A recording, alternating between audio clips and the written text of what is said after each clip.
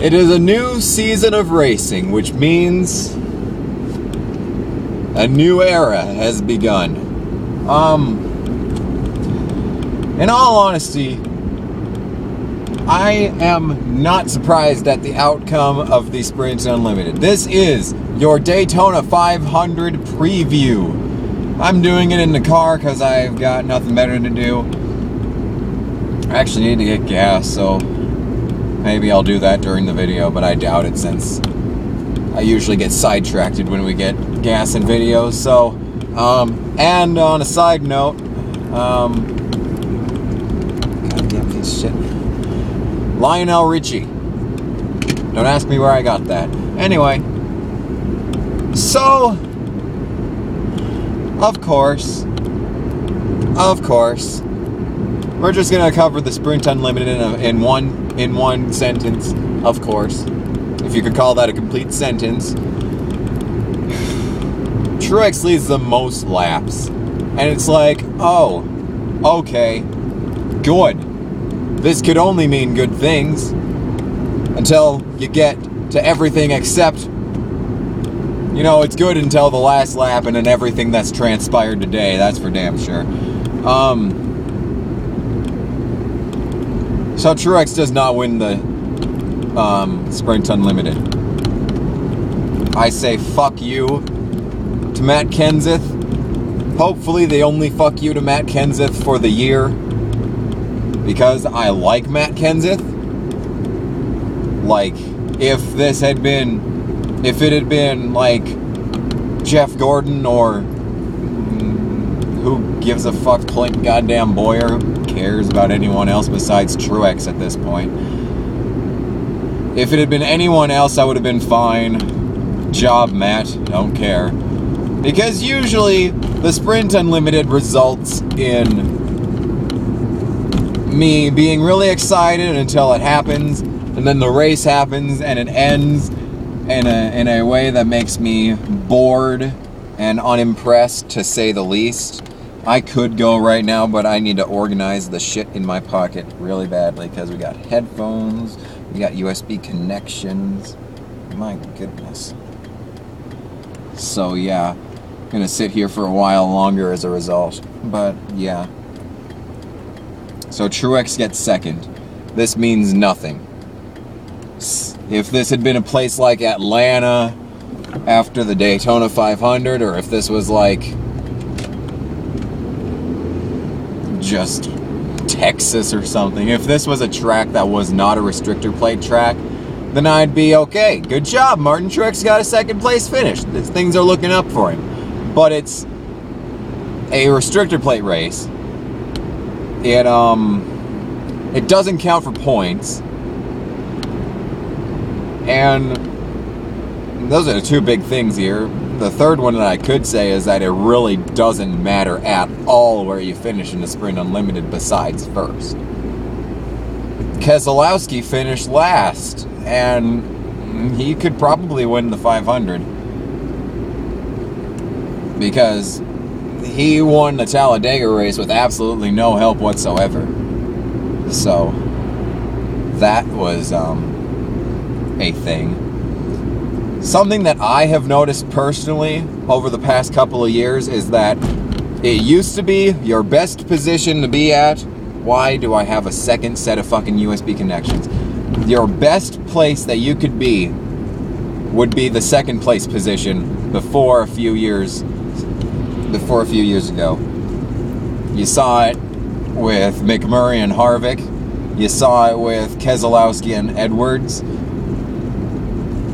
For the longest time, it would be best to be in second. But I've noticed after the last couple of races is that when you do get a really big lead upon another driver, you are basically sitting in the best position possible. For the first time in a long time, you could start saying that restrictor plate races, it's best if you're in front instead of in second.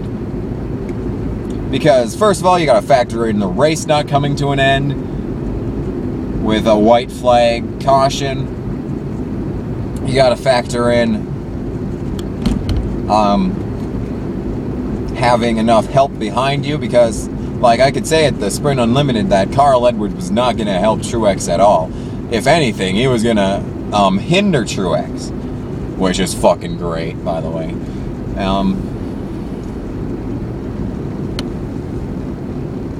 Like, there was no chance for Truex to win after the after Kenseth got as far out ahead as he did. And it sucks because, you know, Truex is the only fucking guy that I really like anymore. We got Truex, you got Larson, who I really don't care too much about anymore because he is going to win races this year. There's no doubt about it. And it not being his rookie season anymore makes it, you know, that much less meaningful. So I don't really care about Larson anymore, unfortunately.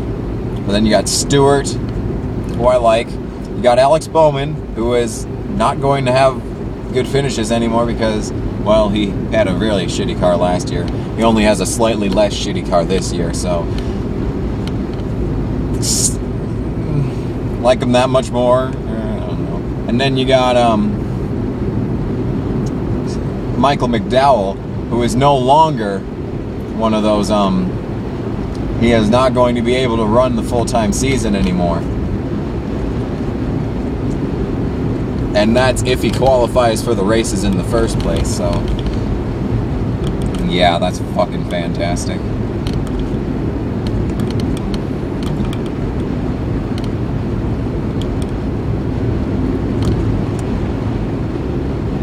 But as for the actual Daytona 500, I had about 4 different picks for the winner.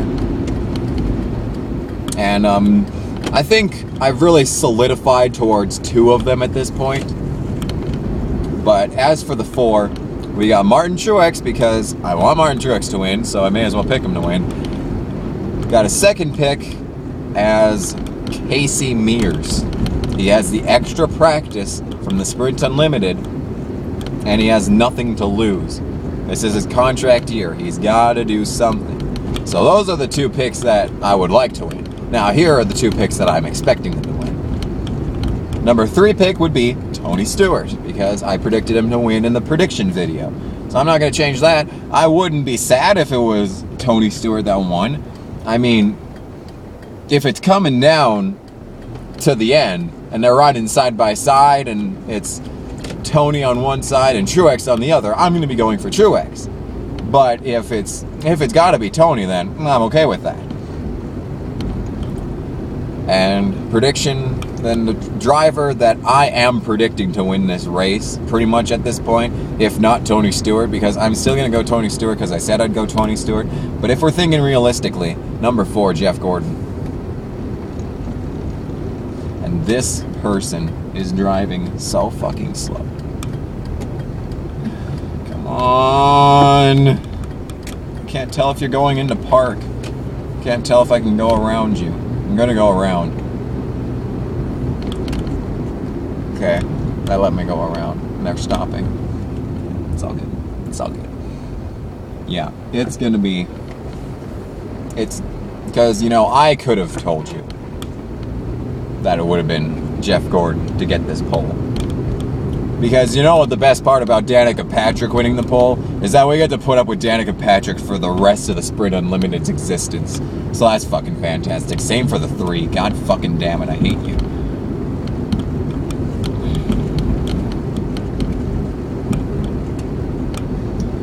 And now, the Daytona 500 already starting to suck. It's a week away and I already hate this Daytona 500. Jeff fucking Gordon and Jimmy fucking Johnson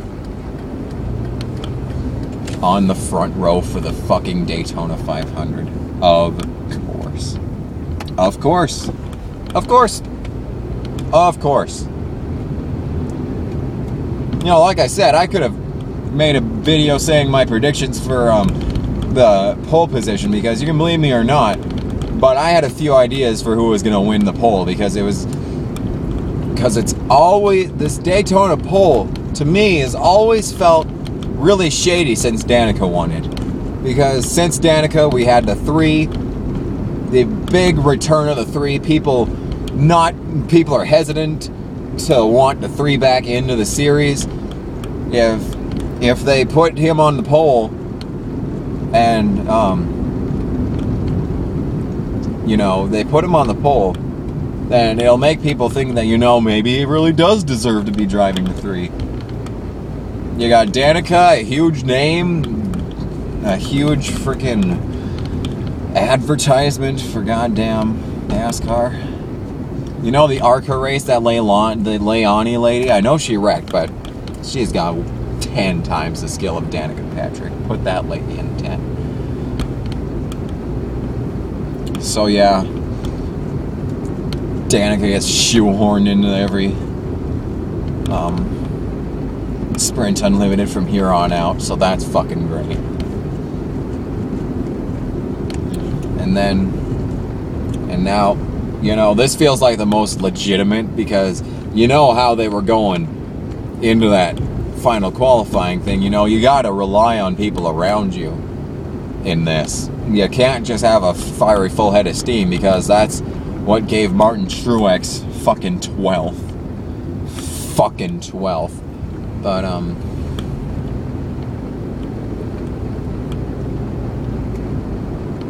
yeah, so this feels like the most legitimate, but it still screams bullshit to me. Not only because I absolutely despise the past 3 Daytona pole winners, but really, do you honestly think that Danica gets that in any other circumstance? The hell has Danica done since besides wreck? What makes the 3 get the fastest lap? The fuck did he do since? Was one of the most overhyped rookies in the history of the sport. And then you see Larson come in with just out of nowhere. Fucking Austin Dillon. Fucking absolute garbage. My God, is almost worse than Stenhouse. And speaking of Stenhouse, I'm pretty sure Stenhouse is a douchebag. Like, there's a formula. There's a formula that my English teacher taught me to ask to, like, we were writing poems, okay? And my sophomore English teacher said, if it looks like a poem and sounds like a poem, then it is a poem. And that's basically what I'm doing here with Ricky Stenhouse. It looks like a douchebag, he sounds like a douchebag, therefore he is a douchebag. What is this fucking mullet he's got going on here? What is it, 1976? Are you kidding? Who the fuck that isn't a douchebag has a mullet these days? Like, when I had long ass hair, at least it was long and flowing all around. It was frickin' beautiful. It was long hair. It was not a mullet. Ricky Stenhouse has a mullet. It looks like fucking trash. Makes him look like a fucking porn star from the 70s. Like, you almost expect to have like an Instagram filter over the frickin' camera whenever you look at him. He's something straight out of like a Beach Boys music video, okay? That's what it is. And he sounds like a douchebag too. All of the young guys in this sport sound like douchebags now. Stenhouse, even Kyle Larson kind of sounds like a douchebag. And I like him. No big burly men anymore. Got all these annoying ass kids from the South think they're something special because they're driving race cars, when throughout their entire lives they've been handed everything to them. Good job getting that number 3, Austin Dillon. I bet you'd like to have a little conversation with Alex Bowman, who only gets to drive the 5 in the Nationwide Series occasionally, and still whoops your goddamn ass into shape in those races. Fucking asshole. Anyway, Lionel Richie. Still don't know why I have that. But in any case, this has been your Daytona 500 preview. I anticipate Tony Stewart or Jeff Gordon to win. I hope it's not Jeff Gordon. I'm just saying that now. If it's Jeff Gordon, fuck NASCAR. Because,